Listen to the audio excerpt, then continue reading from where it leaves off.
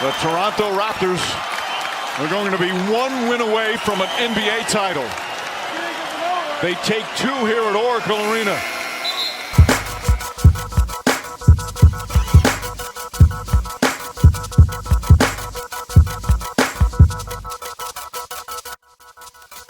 Monsoon awaiting, the East has a northern king. Apple time, cool introverts are now a thing. Basketball gods watching, every Zaza will pay. With a really happy mood, welcome back to The Ball is Bay, your favorite NBA podcast in an Indian accent. Back at it again on the eve of Game 5 of the 2019 NBA Finals. Catch all our episodes on all your ears, on all the podcast listening spaces. You can search for Ball is Bay on Spotify, Libsyn, Google Podcast, Stitcher, TuneIn, and of course, YouTube. Last week, a person asked us why there was no episode in a while, and that gesture was so sweet that hearing that one request made us forget about the 7.5 billion people who didn't ask us for the episode. See, that's the power of love, and that's what your podcast is all about. Even with all our incessant trolling on Twitter, but if you knew the history of that, you'd never question why it is so. We realize this is the last or the second last episode in this season of the pod, so we want you to know that we are producing each episode with a heavy heart. Speaking of heavy, we've got with us, as always, co-host. That was a low blow, my friend. A low blow. Hey, you're not here yet. Speaking of heavy, we've got with us, as always, co-host, basketball guru, and predictor of things with a ball, and as well as with a racket, the adopted son of Luxembourg, Vinny Devaya. Vinny, say hi. Hello. I saved the heavy tone. That's what you meant. You meant I have a heavy tone. Yes, exactly. See, what did you think? I know you've lost weight, since you've been eating healthy and not having sugar. Mm-hmm. So, yeah, I mean, what do you weigh now, Vineet? 191 pounds. What? Pounds? Yeah. What the fuck? Okay, please, guys. 191 pounds is like maybe 85 kilos or 80. What? It's not 90 kilos, right? Somewhere 86. 83. It's not 83. 85, it's 187 pounds. Then maybe. Anyway, whatever. Yes, 85. He's a solid 185 pounds. So he's not like a really fat guy sitting somewhere. Okay, so Indian guys, it's not the metric system. So he's around 85 kilos. So he's still fit, but he's like a 5'10" guy. So 84.8. What did he just check it right now? Yeah, I just did it. See, that's how they do it in Luxembourg. They can just press a button and they know their names. India mein kab hoga ye sab?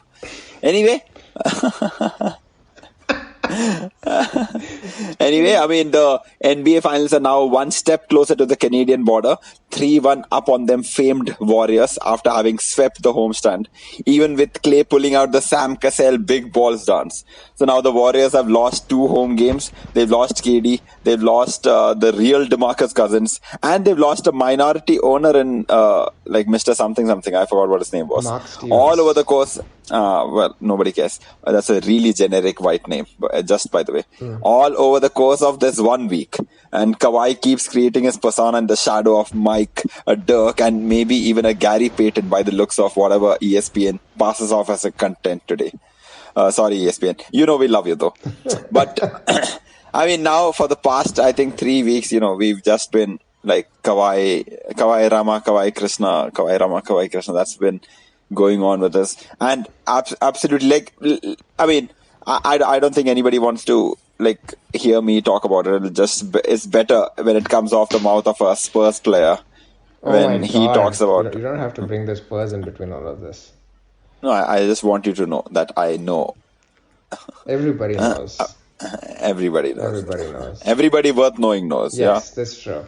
Yeah, that's true. I don't know. I mean, I think anybody who's following the NBA knows how amazing Kawhi has been throughout this playoffs.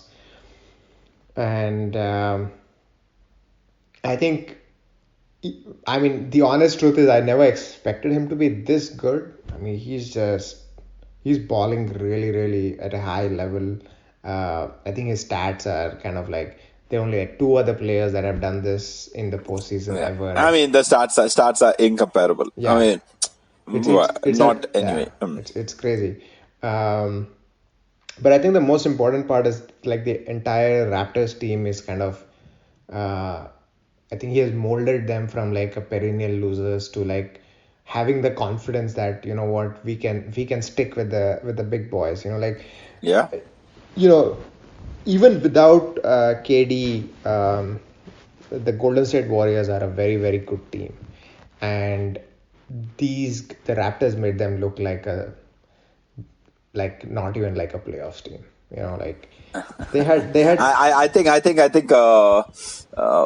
it was Game 3 where Mark Jackson or I don't know if it was Jeff Van Gundy was like, Game 3 was the one where Clay was also not there, right? So he said that this Warriors team would not even have made the playoffs in the West if without KD and Clay. Like it was that bad of a well, situation. but they also have Draymond Green, who could be the No, second best player on a championship team. I just have to say this because a shout out to my buddies on Twitter who think that Draymond Green can be second best player on a championship team.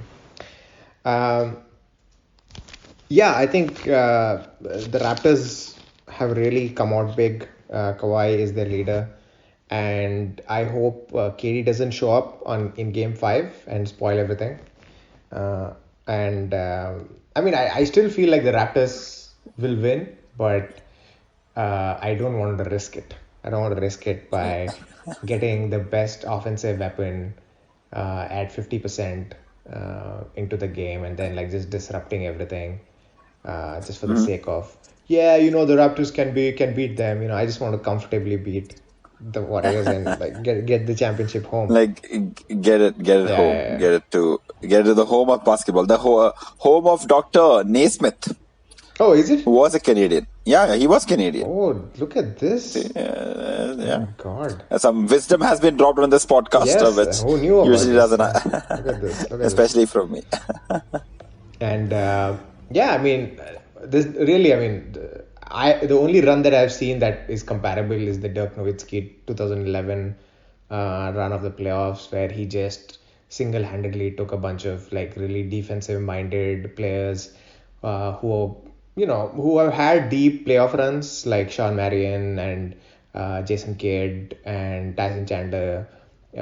These were like good players that have had deep playoff runs, just the way you have Marc Gasol, Danny Green, etc., and Kyle Lowry, and really sort of, I don't know, just put them on their back and take them through all those amazing teams. I mean, for me, what makes the special is that, see, Kawhi came in there. I don't think anybody expected. Let's just be honest. I don't think anybody expected them to be this good. Maybe we would have expected them to be like playoff team, obviously, and but not to beat every team that they met comprehensively, like 76ers and Bucks. So that is like the most difficult part to the finals also from an Eastern I mean, these are perspective. proper teams, right? Like I think Proper teams, yeah. Joel Embiid, Ben Simmons, uh, what's his name? Butler, Jimmy Butler, Tobias Harris. and Giannis Antetokounmpo are like top 20 players or top 25 players. Yeah. Actually top 20 players In the league right now, definitely. and so Yeah. you put this guy called Kawhi Leonard and say like, okay, and I think in the two series, that is the Philadelphia and the one with Milwaukee, even though his offense numbers were good, it's just I think his defense was at a different level too. I think in the Warriors series, he's not playing one-on-one defense. He's probably doing the kind of I'm roaming in between, not letting you get like easy alley oops or easy runs into the basket, but in those two series, it was basically his defense that changed the whole entire series for them. So I think I remember I think it's the third game or the fourth game against Philadelphia 76ers, he shut down Jimmy Butler for like 2 quarters when they were kind of ahead and Jimmy Butler was balling, and then suddenly Jimmy Butler I think went for like 12 or 10 points for that game. And obviously we all know what he did to Giannis Antetokounmpo. We all know. We all know. We all all know. your buddies on Twitter. All my buddies on Twitter. All my buddies on Twitter. All of them man. who were not believers of the Kawhi are today just not tweeting. Some people have stopped tweeting. I think they've blocked us. We can't see anything that they tweet. Yeah, man, we're making more enemies than we're making friends, even though our podcast is all about love. And There are no enemies. occasional It's troll. just it's all love. It's all love. It's all love. Yeah. But of course, we can't let people just say anything. Yeah, we just can't let Yeah, people say anything they want. anything. Yeah. It's unfair. It's unfair on the audience. It's unfair. It's unfair to the basketball audience, man. These people are highly respected. If they just come and say that Kawhi has no chance of defending Giannis, but that's not cool. That's not like, cool. That's not cool. It's not true too. I mean, it's not. Now it's obviously not true. Yeah. Evidentially. It's a new word I've coined. Evidentially, it's not cool. Well, that's all I have to say about Kawhi Leonard. I think once he wins. That's it. This podcast is over then. All right, guys. See you next time. No, I mean I have a lot to say, but I just want them to win this one last game, and then what shall emerge is Troll Vineeth. The one with the Oh my God! What do you mean? Like this has not been Troll Vineeth till now? No. This is just this was Tame Vineeth. This is Tame Vineeth. This is Vineeth trying to create fun content on Twitter. But the Kawhi GIF is going to be used at everybody's expense, everywhere. People, they wake up and they have to just see Kawhi laughing. People discussing India versus Pakistan. You're like, oh, Kawhi will. I mean, I changed my name to Boardman Gets Paid. Yeah, what a great line that is. That is a great line. That's a great line. Yeah, I mean, it sounds like something programmed into a human being also. Like, Boardman gets paid. Boom. Boardman gets paid. Boom. That's it. No buckets. How Kawhi runs? That's such an Indian thing to do. I've grown up with people running like that.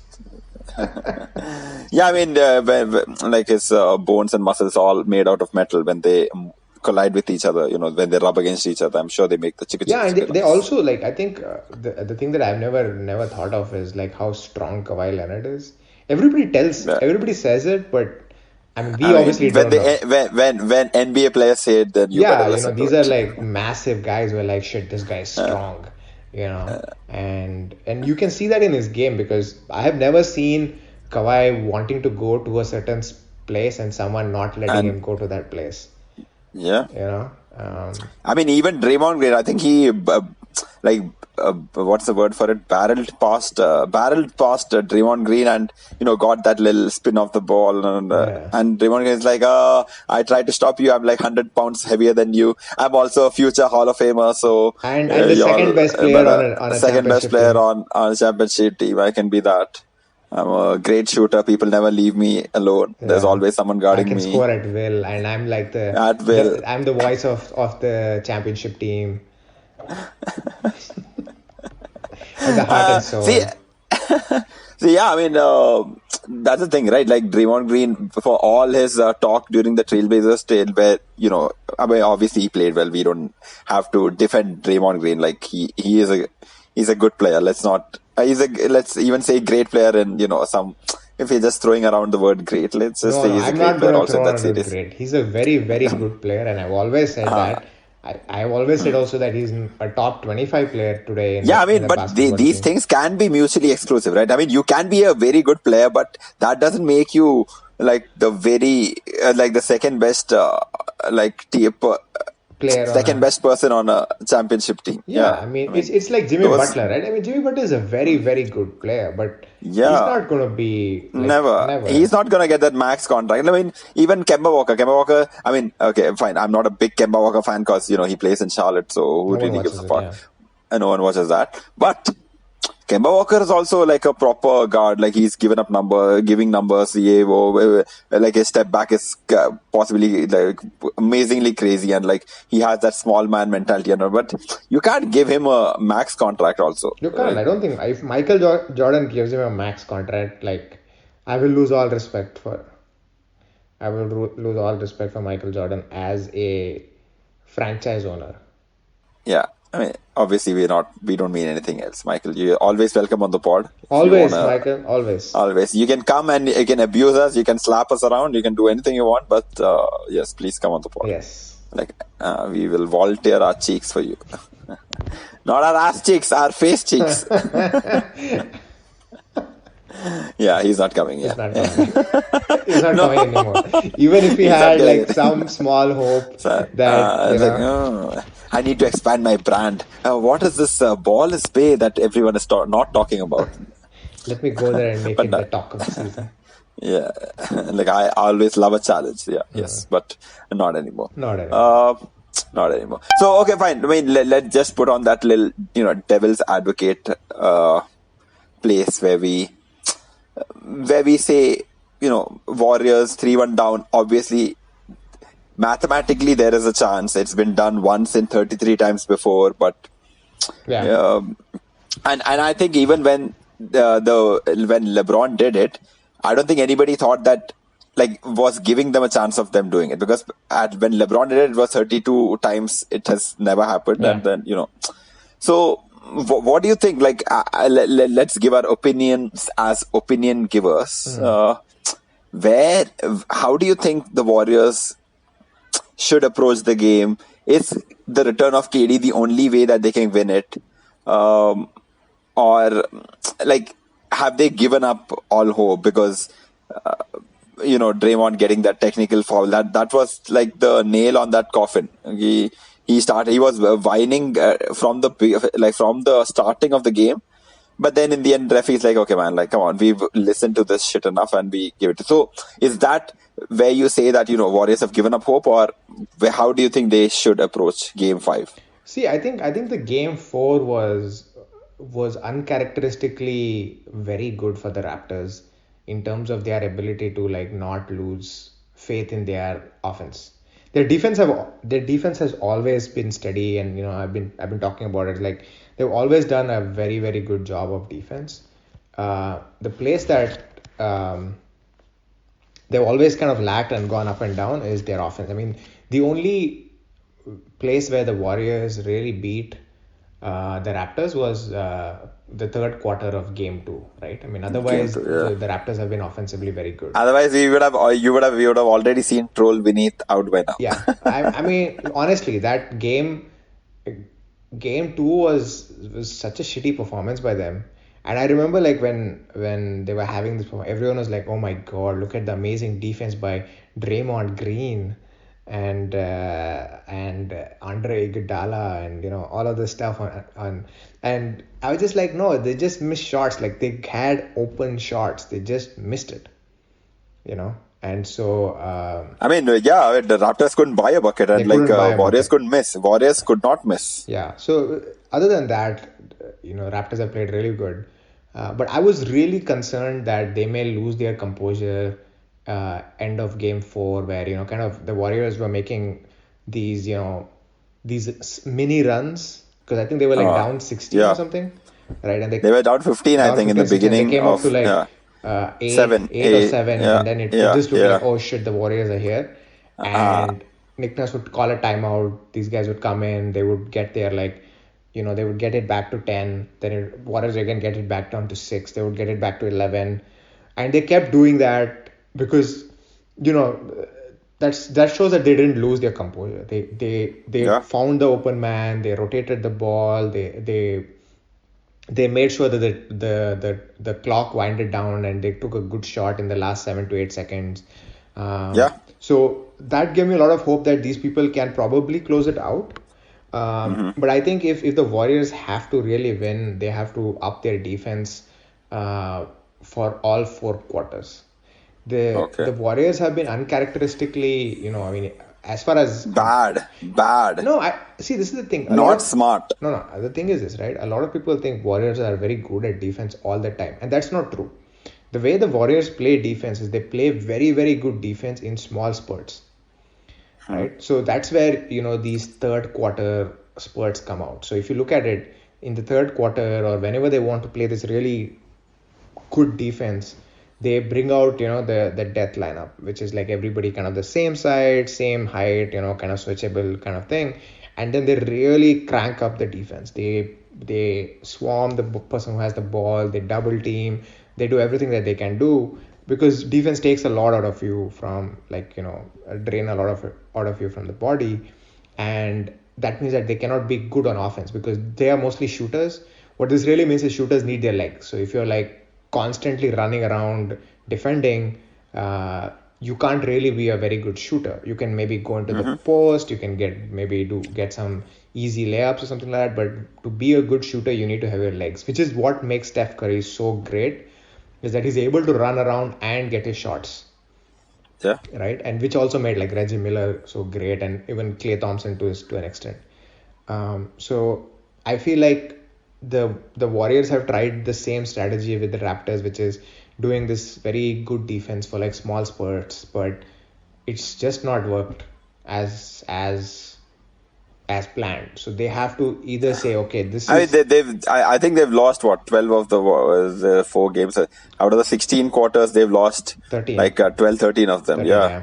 So that just means that your defense is not good enough, right? Yeah. So they have to decide that, okay, this half, this the way they were playing, which is like, okay, just keep throwing the ball to Kevin Durant or Steph Curry and keep it close, and then you crank up your defense and like get a big lead when the opposition like has kind of like sort of relaxed a little Like bit. trying to get a breath. Yeah, exactly. So that's their strategy, and I think if they have to win this game, they have to play like all out, like this is the last game of the dynasty, and say, we're going to play 48 minutes of tough defense, and hopefully our offense will follow, rather than the other way around.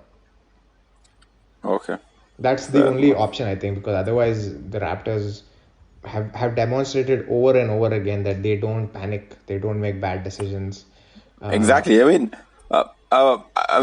because you said about, like they don't panic, and before you mentioned about Nick Nurse calling those timely timeouts, I think which has been absolutely amazing. Like just the fact that Nick Nurse knows we cannot keep giving, if Warriors start on a run, don't keep the momentum, just going with the Warriors. Don't go play at their space, get the timeout, get your team back. And mostly whenever they come out of a timeout, the Raptors know exactly what to do, and like they have a good enough way to do it. And Kawhi Leonard, what I love about him is, even though this is not my kind of play, but like as a superstar, he is very okay with going around and like being like off the ball somewhere, aram se. Like, I trust you guys to make the thing. And Kyle Lowry also must be given credit, Siakam, because they make the shots so that the defense can't be like, okay, fine, we are all gonna keep overloading on Kawhi. And then when something happens, Kawhi comes in with this claw, gets the rebound, offensive, defensive, and he kind of makes it. And yeah, I mean, you can't score 100 points, right? So silent, you don't even like, honestly, if he didn't have those two like step in threes, like you would not even know that he scored. Like, he's been scoring. Oh, what a sequence that was. I think they were down 4 and then 2 threes and suddenly they're up 2. And then that's it. Like that was it. Then they just kept taking the lead. Yeah. And so something that I've read about is, obviously, from a speaking perspective, when you have that one superstar where, who people fear, like the opposition fears, that opposition fear automatically enables your own like players, like all your fringe players, all your role players to feel more confident, because they're like, हमारे पास एक परमाणु bomb hai. So, like we've got that little dynamite with us. So you can't really, like, you can't scare us. Yeah. And even though a lot of players, a lot of teams, I think, have that player, but I don't think that player enables them to think of themselves as even more empowered because of that player. And I think there was a little section where they played Gasol and Serge Ibaka together, and I was like, okay, that's a little brave move. And both of them properly, absolutely complemented each other. No coming into each other's space, and I mean, that should have been where Warriors could have taken advantage because of two bigs, but they could not, because something. Yeah, I mean, they like Ibaka turned up, so Fred VanVleet, obviously he's the MVP without doubt of the series, of this entire. postseason. I'm kidding, man. Come on. Oh God. But Good. Fred VanVleet, the man. February is the man. That's true. I mean, Yeah. the thing that I've noticed, and this is a knock on Fred VanVleet. He doesn't pass to Kawhi Leonard. Have you seen that? He never No, I've passes to not seen. Kawhi Leonard. I've never Okay. seen. I mean, I'm sure he has passed a couple of times, but the majority of the times, right? Like when you see, like when they are on the top of the key, the Kyle Lowry or Uh, whoever is there on the top, like Kawhi will come and they will just give him the ball. Fred VanVleet won't do it. I know. It frustrates me so much. But thankfully, his shots drop. no, I think if Kawhi wants the ball, he'll ask for it and he'll get it. Maybe Kawhi does just he's like Fred VanVleet. I know you're the future Hall of Famer in this batch, so you make your Fred VanVleet decisions. is the second best player The second best on player any on. championship team. Yeah, so I mean, like we were saying before the emergency outage, uh, like we can count on this one hand. I mean, two hands. The entire rotation of the Warriors, like the Raptors, 6, 7 players, the major playing minutes. Even Jeremy Lin got some minutes, but we're not going to talk about that.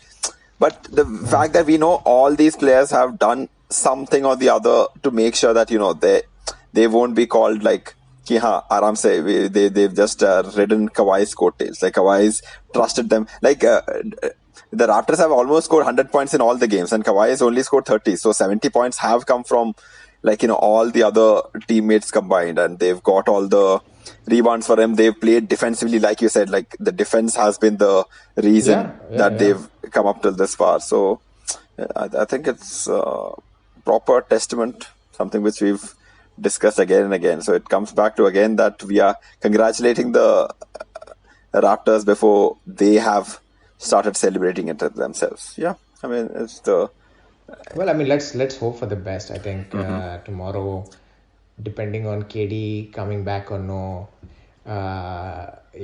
we can rejoice. I think tomorrow will be like an amazing day for all us. I mean, I'm not a Raptors fan, but I at mean, least a Kawhi who's a fan. Raptors fan? Like none of us. But Yeah, yeah, nobody who's not a Canadian can be a Raptors fan. Like yeah, no one really cared about the Raptors. yeah. No one Let's be did. honest over here.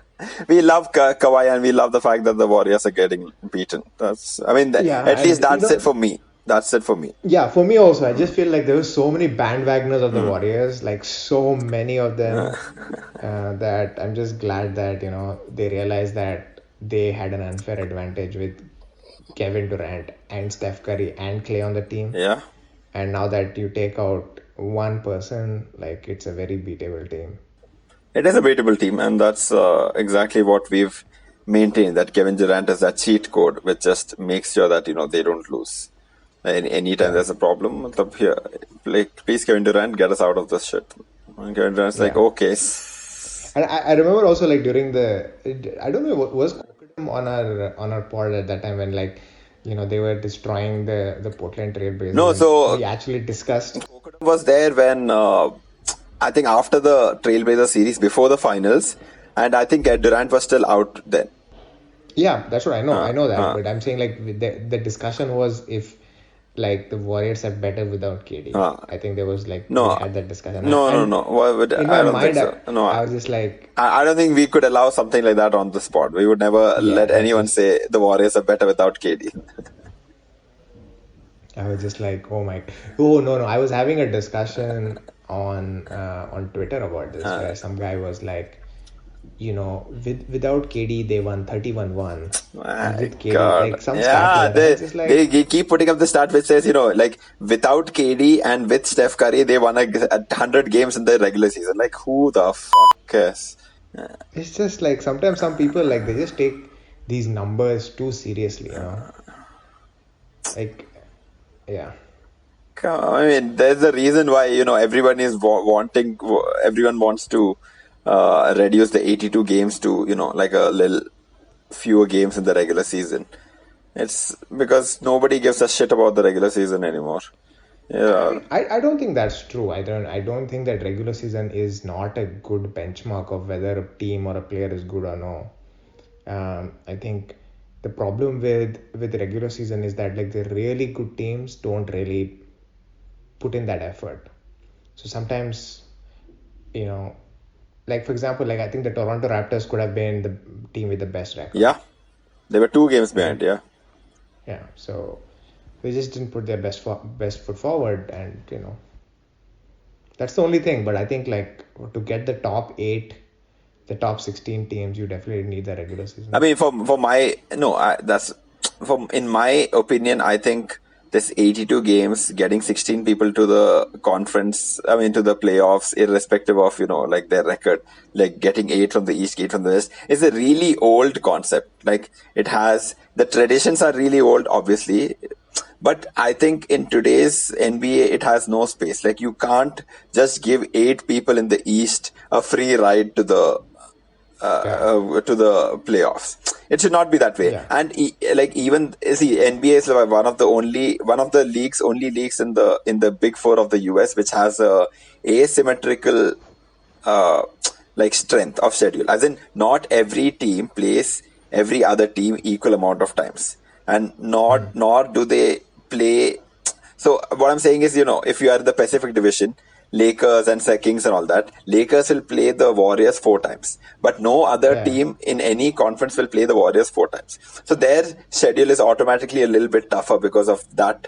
Them playing in the same division as thing. And I think all this division and all of this is a really outdated concept. And NBA has always Yeah, I been think divisions technically should be taken off. They serve no purpose they at have this point. absolutely no purpose. Maybe they had purpose back when these teams used to fly commercial, or so Yeah, yeah, it would be easier for them to just fly in their own area, or like go in a bus in their own area, instead of yeah, nowadays how they just go everywhere in their own chartered plane. So it doesn't make yeah, any sense. And plus, the NBA is always been a league which has moved with the times. They did not take any shit about when Donald Sterling made those comments. Like it was immediate the reaction, and you obviously applaud for it. You like NBA has always enabled its players to speak up on political issues. They've never said don't talk about black people getting killed here, and don't talk about these social issues and that issues and all.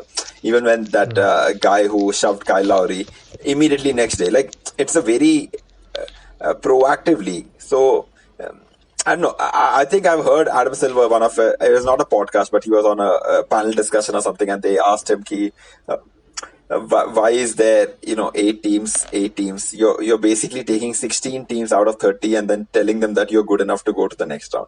I mean, which is fine. I don't mind that, 16 out of the top 30 teams, but maybe make it symmetrical so that each team can figure out where they are, and the strength of schedule does not really come into play to like take them to the next round. That is my yeah. I that is agree. my that is my No, I feeling, at agree. I agree. least. I think that should be done. Well, I don't. And I don't think that changing that changes like anything to like. No one really talks about how many division titles you won. No, I think Clippers might talk about that. True. But the point being that like the reason for not making changes to these big things is like tradition, Yeah. right? But this of all the traditions, like this I think is not the most strongest of the I mean, traditions. the NBA has lost most of its traditions. I mean, the big man is no longer a traditional big man anymore. No, I meant like in terms of like stats and in terms of like ranking, like who are the best players, and you can't just have like now. So the big knock right now is that the players can score so freely, get rebounds so freely as compared to like the 80s or the 90s, that their stats look very very hyped up, Overrated. Yeah. over the top, right? And so that means that a lot more people of this generation are going to be in the top leading scorers, Yeah. right? This is technically it's not a good thing, but okay, you can understand that. But now, for example, say they reduce the number of games to 70, right? Now that affects the number of points a player can, and so all of those things come into play that way, and yeah, so that's why I think tradition is important. But in terms of like this specific thing, which is like getting 8 from the East and 8 from the West, division titles, unsymmetric playing, like no one really talks about those things in the form of like tradition, so you can actually get rid of them, is my point. Yeah. I think you have said my point again back to me amazingly well in a deeper voice. in a heavier In a voice, heavier voice. Oh, yes, you got me. In a heavier voice. So, yes, I mean, that's that. Arm Silver, I know as soon as you finish listening to this, please tell us what you intend to do about it. And Yes. please reach out to us. You know where to find us. Where to find us? We're in all We're the all, podcast we're platforms. all to find us. Sure. Yeah. I mean, we really don't have anything more to talk about because, it's this playoffs have been going on for a long while, and every week we come and talk about the same thing. So right now, because we are on the eve of game 5, we're just hoping for the series to end in the 6 right there. Have Drake be as obnoxious as possible. Have now Yes. Bhatia be declared king, Super fan. super fan of Canada itself, like Canada kahi, Take it and go. take it and go. Russell Yeah. Peters to sell more shows and like Canadians to get more respect, the whole world to have free healthcare and all that shebang. Yeah. Yes. We will have if inshallah game 5 is the last game in the series, we will have one little emergency pod which we've been planning since Jimmy Butler trade, but This emergency pod that we've been trying to do for such a long time never yeah, happened. you should never be in charge of like emergency services because you will die first and then you will hear from Yes. us. But of course, like this is something we've been trying. I mean, we will figure it out. You guys are maturing with us as much as we are maturing with this pod. So you will Oh have my God. a better content in season 3, obviously. But a little sneak peek might happen in season 2, last episode also, because we will not be able to contain ourselves. So, I mean, once that sneakdom is down, we will have live celebration talks and things like that, hopefully, or not. Or Or not. not. But there's only one way to find out. So catch us on the next episode. But till then, like, catch us everywhere. Like, rewind and find out where all we are. We are everywhere. So go find us in everywhere. All right. This is the longest Bye bye bye. we have Okay. All right. ever heard of. That's it. Bye bye. When you say bye. Bye. Okay. Cheers.